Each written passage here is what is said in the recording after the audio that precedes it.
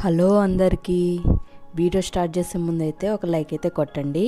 ఈరోజు మనం పెరుగు వడ ఎలా తయారు చేయాలో రెసిపీ అయితే చూపిస్తున్నాను మీకు.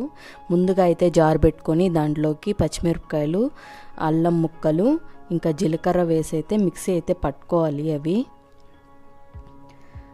గైస్, మన ఛానల్ని అయితే సబ్స్క్రైబ్ చేయండి, లైక్ చేయండి, షేర్ కూడా చేయండి. ఇప్పుడైతే మనం అవి వేసుకొని మిక్సీ అయితే పట్టుకోవాలి. చూసారు కదా, ఇలా అయితే కచ్చా పచ్చాగా మిక్సీ అయితే పట్టుకున్నాను. నేను పట్టుకొని దాన్ని అయితే పక్కన పెట్టుకున్నాను. కల్కి మూవీ ఎంతమంది చూసారో నాకు కామెంట్లో చెప్పండి. చూసారు కదా, వడ అయితే ఇలా వేస్తున్నాం. మేము మెత్తగా రుబ్బుకున్నాము. ఇలాగా మెత్తగా రుబ్బుకొని కొంచెం సేపు ఫ్రిడ్జ్లో పెట్టుకున్నాము. ఆ తర్వాత బాండిల్లో వేసుకున్నాము. ఇప్పుడు బాండిల్లో ఆయిల్ పెట్టుకొని కొంచెం అయితే మరగనిచ్చాలి.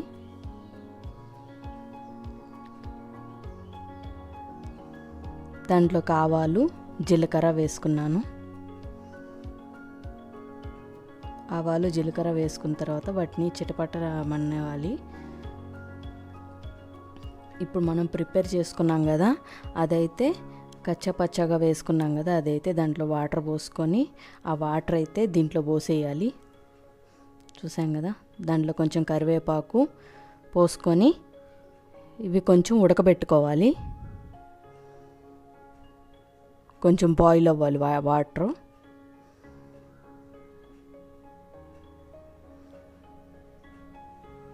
ఫ్రెండ్స్, కల్కి మూవీకి అయితే వెళ్ళారా? ఎలా ఉందో నాకు కామెంట్లో చెప్పండి. మన వడలు అయితే వేగిపోయాయి.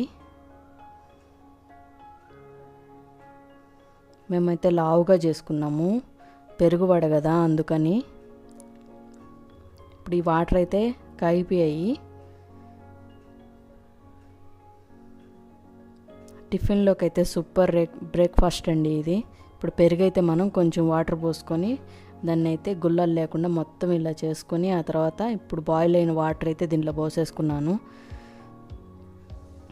వడ అయితే సూపర్ టేస్టీగా వచ్చింది. మీరు కూడా ఒకసారి ట్రై చేయండి. మేము సాంబార్ వడ కూడా ట్రై చేసాము.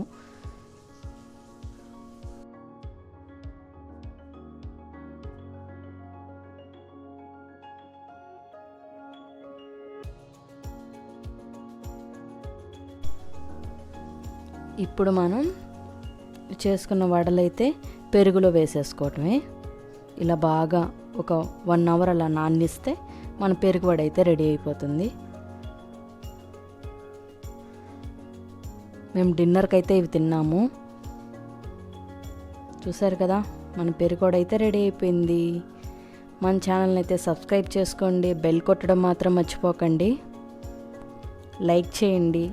Bye friends.